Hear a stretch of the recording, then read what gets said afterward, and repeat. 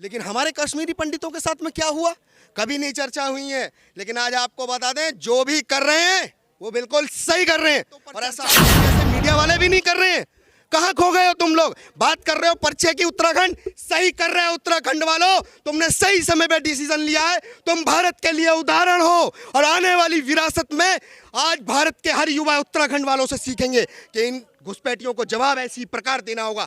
पर्चे चिपकाना ही नहीं, इन्हें तो चिन्हित करके बाहर तक भेज के आना है। जो तारों के नीचे से घुस घुस के आए हैं ना, इन्हें तारों के ऊपर से दिया इन्होंने, और उन नारों को याद करते हैं। इन्होंने नारा दिया था, हंस के लिया पाकिस्तान, लड़के लेंगे हिंदुस्तान। तुम्हारे बाप में किसी में दम हो तो आ जाओ, लड़के देख लेना एक बार कि हिंदुस्तान के शेर खड़े हैं।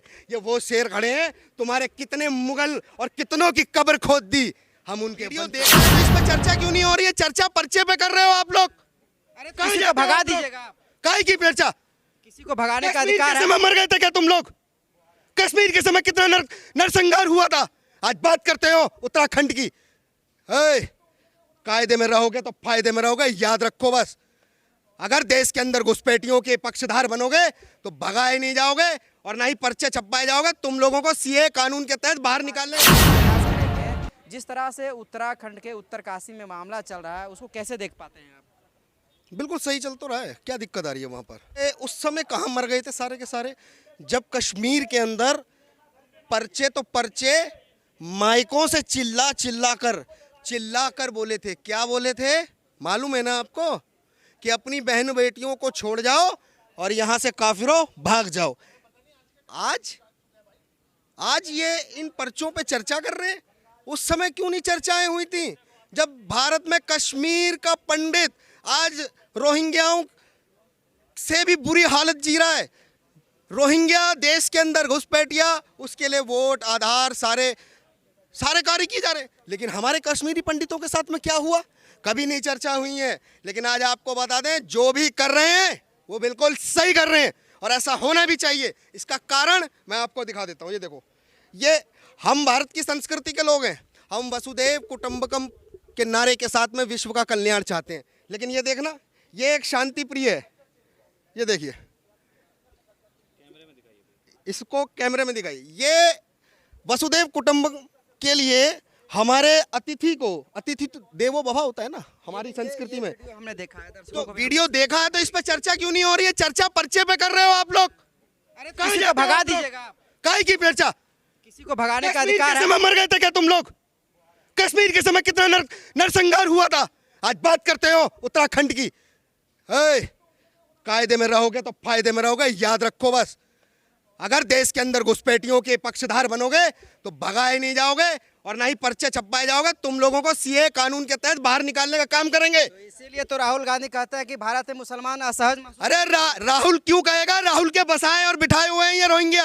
और आप बात कर रहे हो, ये सब के सब राजनीतिक स्टंट के लिए इन्होंने बाहरी मुस्लिमों को हमारे देश के अंदर पनाह दी, और उनसे अपने राजनीतिक फायदों के लिए बड़े बड़े नरसंहार बेटियों के साथ किया। आज तक किसी पे नहीं कोई बोलता। अरे बड़ी बड़ी चर्चाएं करते हो, बड़ी बड़ी चर्चाओं पे बात करना चाहते हो, बात करो अजमेर के ऊपर। अजमेर का चिश्ती कहता है कि लड़की चीज ही ऐसी है, लड़की चीज ही ऐसी है। ऐसी बातों पर चर्चाएं तुम जैसे मीडिया वाले भी नहीं कर रहे हैं।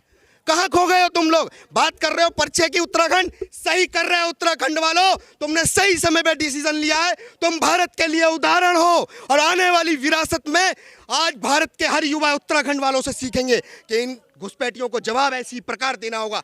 पर्चे चिपकाना ही नहीं, इन्हें तो चिन्हित करके बाहर तक भेज के आना है। जो तारों के नीचे से घुस के आए हैं ना, इन्हें तारों के ऊपर से फेंका जाएगा। ये याद रखें, भारत की भूमि सनातन संस्कृति की ओर है। अतिथि देवो भव के नारे के साथ जीते हैं। लेकिन ये लोग क्या करते हैं? हमारी बेटियों को लव जिहाद में फंसा रहे हैं। तब क्यों नहीं कोई आज तक महापंचायतें हो रही हैं इनकी? जब देश में बंटवारा हुआ 1947 में, कितनों ने पंचायतें करी? केवल बंटवारे के लिए पंचायत करने वाले लोग हैं ये। और आप किसकी बात करते हो? असवुद्दीन, वो बकरुद्दीन, जो केवल बग करता है। नाम का बैरिस्टर, लेकिन काम उसका केवल और केवल एक ही, ट्रांजिस्टर बनकर बजना। किसके लिए? एक विशेष समुदाय के लिए। किसी को भगाने का अधिकार कौन दिया आप लोगों को? तो उनको भगाने का अधिकार किसने दिया था? बताइए ना कश्मीर से। किस संविधान के अधिकार से कश्मीर के पंडितों को भगाया गया? किस संविधान के अधिकार से बंगाल के अंदर हमारे हिंदुओं को प्रताड़ित किया गया, मारा गया? किस संविधान की बात कर रहे हो? ये सरिया मानने वाले जो सरिया की बात करते हैं वो संविधान पे चल सकते हैं? आज भारत के अंदर अगर संविधान है तो केवल भगवाधारियों की वजह से।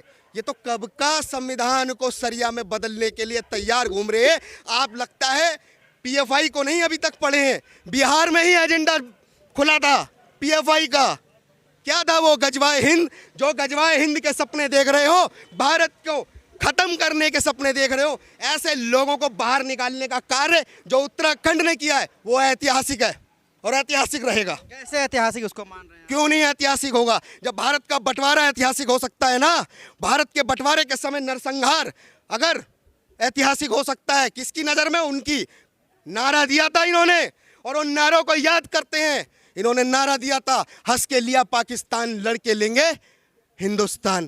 तुम्हारे बाप में किसी में दम हो तो आ जाओ, लड़के देख लेना एक बार कि हिंदुस्तान के शेर खड़े हैं। ये वो शेर खड़े हैं, तुम्हारे कितने मुगल और कितनों की कब्र खोद दी, हम उनके वंशज खड़े हैं यहाँ पर। और ये मजारे जो बनाई गई थी, देवभूमि है हमारी उत्तराखंड, और देवभूमि में अगर ये लोग मजारे बनाकर इस्लाम को बढ़ाने का कार्य कर रहे हैं, बर्दाश्त नहीं किया जाएगा बिल्कुल भी। क्योंकि कांग्रेस की सरकार के समय पर इनको पूर्ण आजादी और छूट दी गई, जहां मर्जी मुर्दा लौटाओ और जहां मर्जी चादर चढ़ाओ। आधार पे सेकुलर।